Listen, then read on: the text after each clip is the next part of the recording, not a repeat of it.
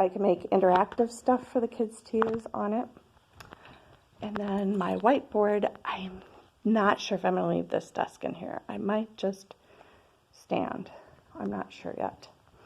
And a few things I have is a social story about going to school and wearing masks and social distancing.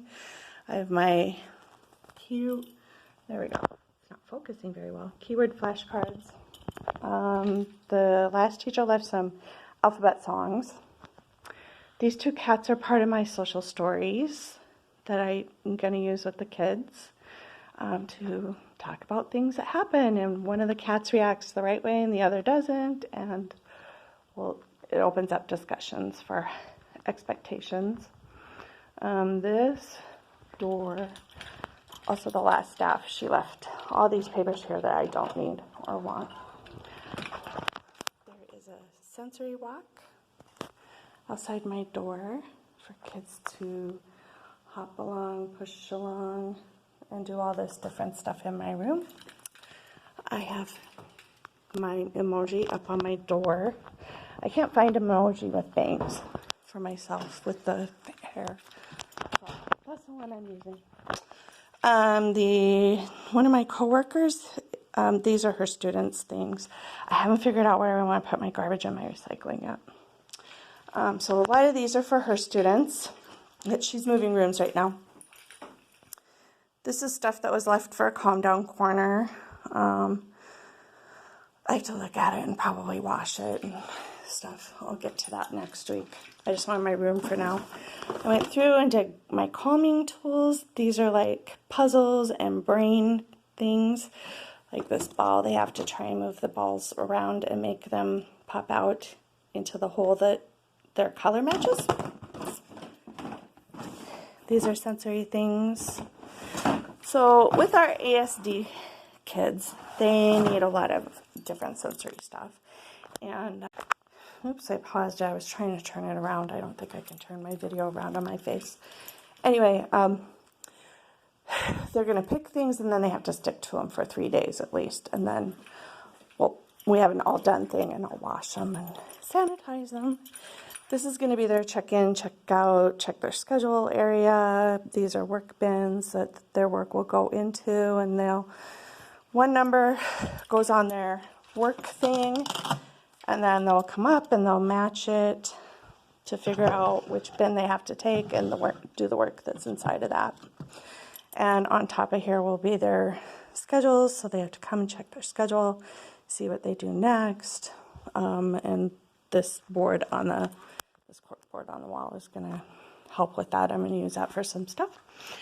Also, the coworker that brought the flowers decorated our rooms with fall stuff. She's in this room next door to me. They haven't taken down the old teacher's name yet. And then she put those up too. And then I have this with my emoji. And this is just, it sticks on the wall. It helps give the rooms a little privacy. So when the kids come in, we talk about being 6 feet apart, but we've learned that that's not going to be the case in schools.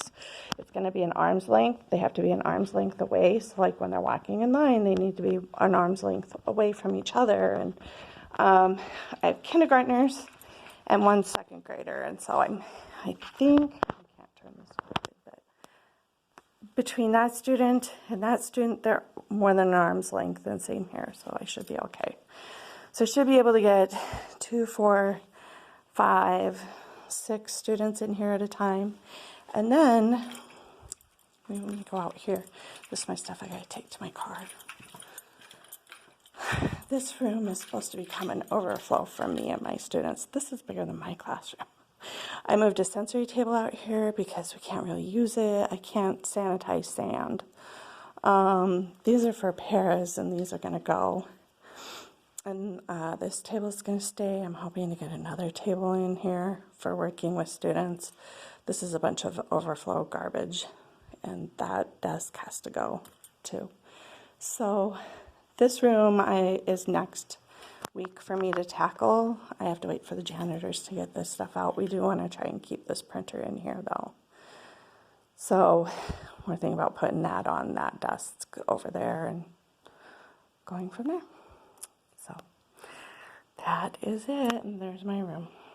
Oh, and we have this sensory area here too, but I'm not sure how often or how much we'll be using things. Everything's gonna have to be sanitized after the student uses it. There's these are like little, they wiggle them and they roll. And then there's a scooter board thing. There's a bunch of stuff in here. They came in and cleaned it out nice though.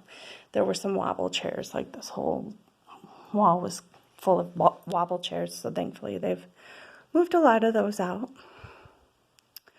And this is a swing. Right now it's tied up, so no one uses it. We're not sure how things are going to go with that. Some of our kids really need that cocoon and that pressure from it, and so we're gonna have to find out what the regulations are going to be for sanitizing it. I think that is in the trampoline, little trampoline. There's a bunch of sensory stuff in there too for students, and it's right next to my room. So there you have it. And there's, oh yeah, I forgot. So my Paras Get Walkies. This is holding iPads, I mean, for the students. I only have 3. These are going to be for my students. I have to go get 5 more of these boxes for them to keep their stuff in. And then these are all, I've labeled those, and then I have my Paras go along and put numbers on them and then numbers on all the items in there. So I organize things between math and English language arts and then some other toys. And then I have my fridge. I keep papers in here, and this is my coat closet. And I bought that seat cover on Amazon for my chair last year, so that was one of my happy things I brought with me. So there you have it.